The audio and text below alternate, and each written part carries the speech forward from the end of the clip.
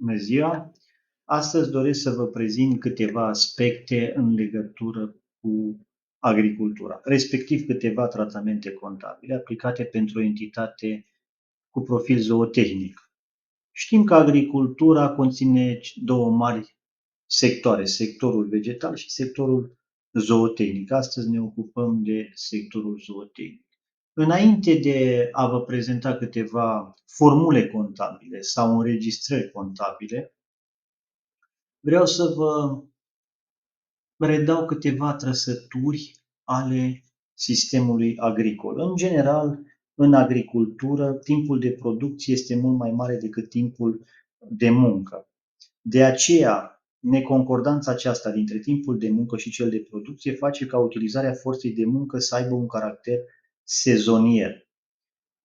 O altă trăsătură este faptul că există decalaje uneori de ordinul anilor între momentul avansării cheltuielilor și momentul recuperării acestora. De exemplu, la cultura de grâu, noi facem cheltuieli cu însămânțarea, întreținerea și aceste cheltuieli se recuperează după aproximativ 9-10 luni.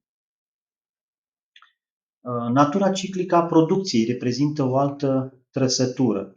Această ciclicitate a producției este determinată de factori naturali și biologici și se manifestă prin instabilitatea și sezonalitatea producției, precum și a veniturilor agricultorilor. În general, în agricultură, paralel cu producția de bază, se obțin și cantități de produse secundare. Aceste produse secundare au un volum mare și uneori sunt greu transportabile. Sunt și alte trăsături, dar nu insistăm asupra acestora, ci doresc să mă axez pe câteva elemente specifice zonei zootehnice. Achiziția de furaje și medicamente. Simplu se înregistrează prin formula clasică următoarele la 401, 302 și 4426. Bineînțeles, 302 îl putem dezvolta pe analitice și putem chiar să facem o diferențiere pe anumite ferme și așa mai departe. Consumul de furaje, bineînțeles, se înregistrează ca și o dare în consum. 602 la 302, bineînțeles cu analizele corespunzătoare. Înregistrarea vițeilor obținuți. 361, active biologice de natura stocurilor. Înainte acest cont se numea animale și păsări. 361 se debitează, 711 se creditează. Venituri aferente costurilor stocurilor de produse.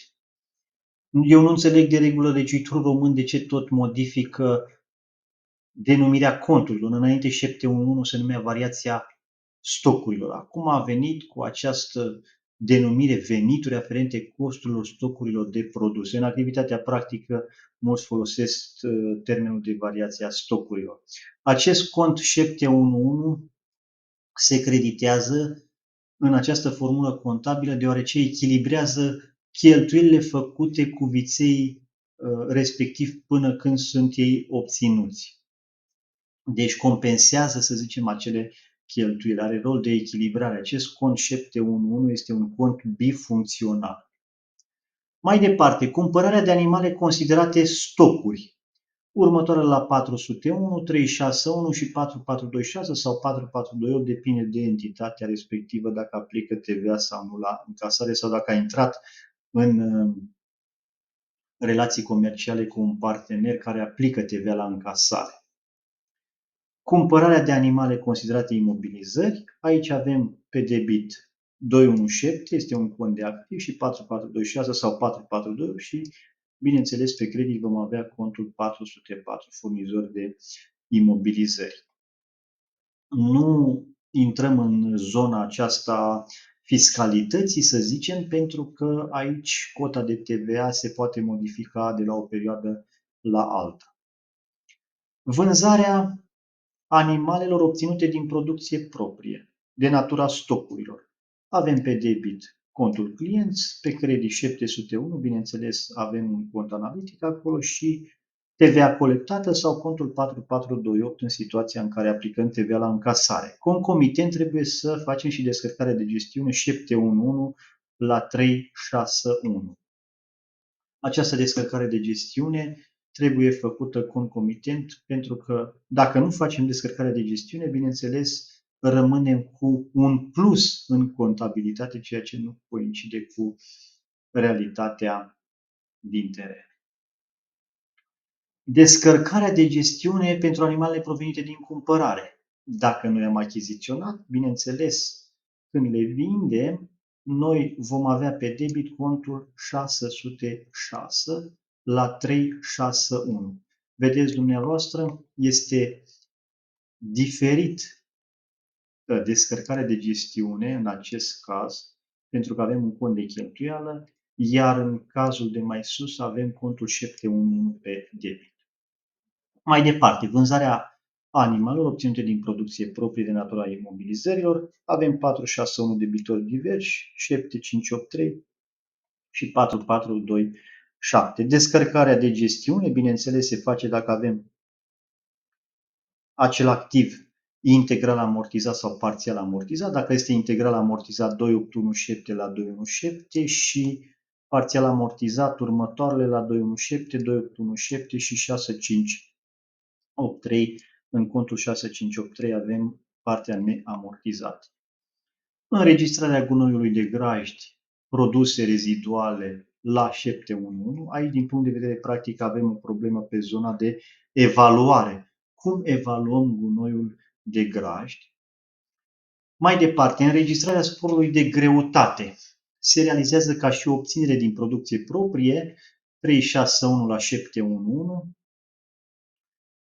pentru că noi 711 îl credităm pentru a compensa cheltuielile făcute pentru animalul respectiv care a crescut în greutate.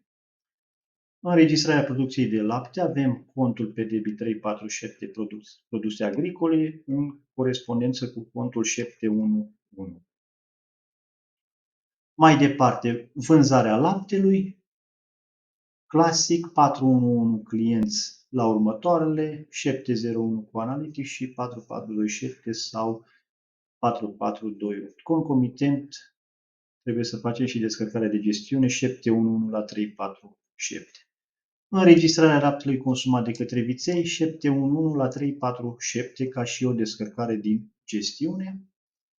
Și putem să mai avem și o cheltuială cu asigurările 613 la 401 dacă se emite o factură. În agricultură, dacă preluăm, să zicem, un tractor în leasing, locatorul ne va emite o factură pentru asigurare și noi trebuie să o înregistrăm în contabilitate. Acum, în legătură cu zona zootehnică, pot fi discutate aceste formule contabile, pot fi adăugate și altele în funcție de spețele respective, pot fi interpretate anumite formule contabile, dar este important să folosim corect în zona zootehnică contul 7.1, dar și în zona vegetală. Pentru că acest cont 7.1, fiind unul bifuncțional, poate să influențeze rezultatul. După cum știm, el poate să aibă sol final debitor, sol final creditor, dacă vorbim de stocare și destocare, și poate să influențeze în general profitul, în general impozitul pe profit, și trebuie să fim atenți în folosirea lui în formulele contabile. Vă mulțumesc frumos!